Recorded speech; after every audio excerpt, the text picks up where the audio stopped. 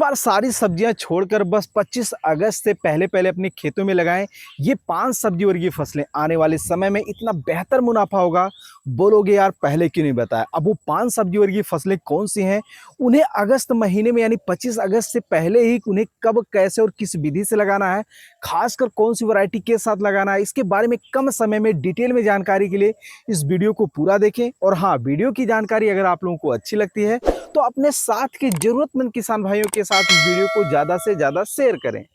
आइए अब जानते हैं वो 5 सब्जी वर्गीय फसलें कौन सी हैं, उनसे आप अधिक मुनाफा कैसे कमा सकते हैं। तो उनमें से पहले नंबर की किसान साथियों जो सब्जी वर्गीय फसल वह है हरी प्याज की खेती। तो किसान साथियों, अगर आप लोग अपने एरिया के मौसम को देखते हुए 25 अगस्त से पहले पहले अपने खेतों में जो है हरी प्याज की बुआई करते हैं, तो ये फसलें जो है मात्र जो है 25 से 30 दिन में हार्वेस्टिंग के लिए तैयार हो जाएगी।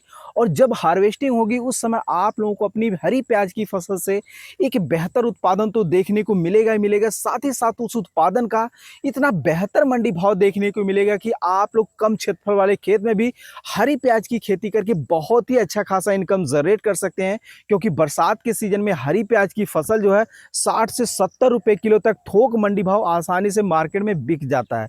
अब इसकी खेती कैसे करना है, तो आइए कम समय में समझते हैं। इसके लिए आप लोगों को अच्छे तरीके से खेत की तैयारी करना है और गन्ने की बुआई करने के लिए जिस हल का प्रयोग किया जाता है से आप लोगों को अपने खेत में मेड़ बना लेना। उसके बाद आप लोगों को लेना है प्याज की छोटी छोटी कंदियां। ये आप लोग अपने नजदीकी मंडी से ले सकते हैं। अन्य प्याज की अपेक्षा ये छोटी छोटी कंदियां जो होती हैं, रिजेक्टेड होती हैं, जो वो आपको कम पैसे में ही उपलब्ध हो जाएंगी। और आप लोग अच्छी तरीके से खेत की तैयारी करके इसकी बिजाई कर दें। और समय समय पर आप लोग सिंचाई और खाद का उचित प्रबंधन करने के साथ साथ इनमें थोड़ा फंगस की समस्या आती है, उसका अगर आप लोग निवारण कर ले जाते हैं तो ये फसल मात्र जो है 25 से 30 दिन में तैयार हो जाएगी और आप अच्छा खासा इनकम जनरेट कर पाएंगे लागत की अपेक्षा। दूसरी जो फसल है वह हरे लहसुन की खेती। वैसे तो लहसुन की बुआई जो है वो अक्टूबर नवंबर महीने में की जाती है, सितंबर महीने में की जाती है। ऐसे में अगर आप लोग जो है अगस्त महीने में अपने एरिया के मौसम को देखते हुए हरे लहसुन की खेती करते हैं तो आप लोग जो है अन्य मौसम की अपेक्षा इस समय में अच्छा खासा इनकम जनरेट कर सकते हैं। क्योंकि सूखे लहसुन की अपेक्षा हरे लहसुन का मार्केट में अच्छा डिमांड होता है अगर आप लोग सीजन से पहले उगा लेते हैं। अब इसे उगाना भी बहुत ही आसान है। अगर आपके एरिया में अगस्त महीने में मौसम अच्छा है तो आप लोग इसकी खेती कर सकते हैं मेड़ विधि से। जिस तरीके से आप लोगों ने प्याज की बुआई की, सेम उसी प्रकार से आप लोग खेत की अच्छी तरीके से तैयारी करिए। उसके बाद आप लोगों को लहसुन की जो है वो बिजाई कर देना। ये फसलें मात्र जो है 35 से 40 दिन में तैयार हो जाएंगी। और इसका जो मंडी भाव मिलता है वो आप लोगों को 70 से 80 रुपए किलो तक थोक मंडी भाव देखने को मिल जाता है। और उस लहसुन की अपेक्षा जो आप लोग कंद वाला लहसुन बनाते हैं उसकी अपेक्षा इसमें लागत भी बहुत कम आएगी। तो आप लोग इस वजह से अगस्त महीने में जो है लहसुन की अगेती बुआई कर सकते हैं।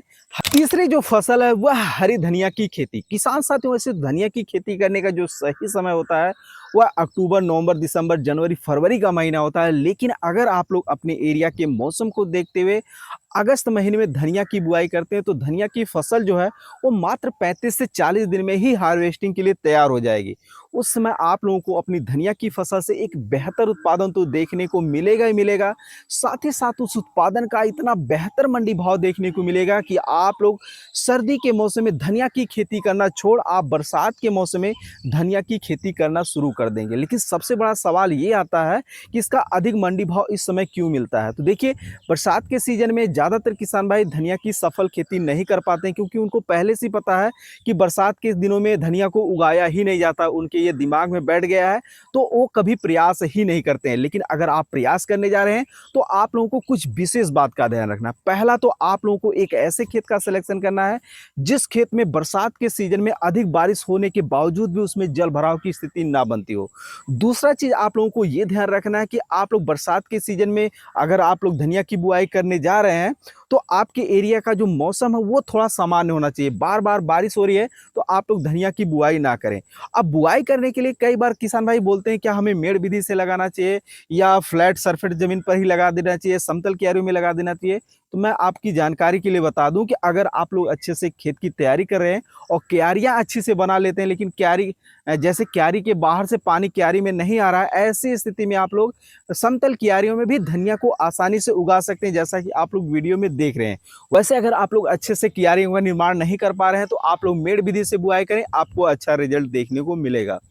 चौथी जो फसल है वो है मूली की खेती। किसान साथियों, आप लोगों ने भी कई बार लोगों को ये कहते सुना होगा कि अगर आप लोग अगस्त महीने में, जुलाई महीने में मूली की खेती कर लेते हैं तो आप लोगों को पूरे साल का जो सबसे महंगा भाव है वो बरसात के दिनों में ही देखने को मिल जाता है। तो ये आप लोग बिल्कुल सही सुने हुए, क्योंकि ज़्यादातर किसान भाई यही सोचते हैं कि बरसात के सीजन में मूली की खेती हो ही नहीं सकती है और इस कारण वो कर ही नहीं सकते। लेकिन अगर आप लोग ऐसे किसान हैं जिसके खेत में जो है बरसात के सीजन में भी जल भराव की स्थिति नहीं बनती है, जैसे कि देख रहे हैं हमारा खेत है, हमने बरसात के सीजन में भी यहाँ पर जो है लौकी और नेनुआ की बुआई जो है वो समतल कियारियों में कर रखा है, क्योंकि हमारे खेत में जो है वो बारिश होने के बाद पानी नहीं रुकता है। अगर ऐसी स्थिति में आपका खेत है तो आप लोग अच्छे से खेत की तैयारी करके मूली की बुआई करिए। सर्दी के मौसम में मूली की खेती करना छोड़ देंगे, सिर्फ बरसात और गर्मी के दिनों में शुरू कर देंगे, क्योंकि बरसात और गर्मी के दिनों में बहुत ही जबरदस्त मंडी भाव देखने को मिलता है, क्योंकि इसमें जो रेस है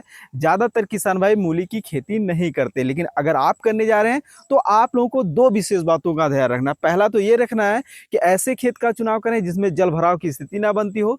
दूसरा, अगर आप लोग मूली की बुआई करने जा रहे हैं खासकर बरसात के सीजन में, तो आप लोग मेड़ विधि से ही बुआई करें, क्योंकि ये कंद वाली फसल है। अगर आप लोग समतल क्यारियों में लगा देते हैं तो लगातार कई बार बारिश होने की वजह से खेत की मिट्टी जो हो बैठ जाती है और जिससे जड़ों का विकास अच्छी तरीके से नहीं हो पाता है।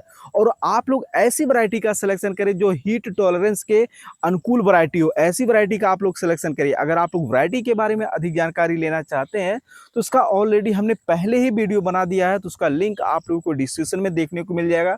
उस पर आप लोग क्लिक करके मूली की खेती बरसात के सीजन में सफलतापूर्वक कौन सी वैरायटी को लगाकर कर सकते हैं, डिटेल में जानकारी ले सकते हैं। फूल गोभी और पत्ता गोभी की खेती।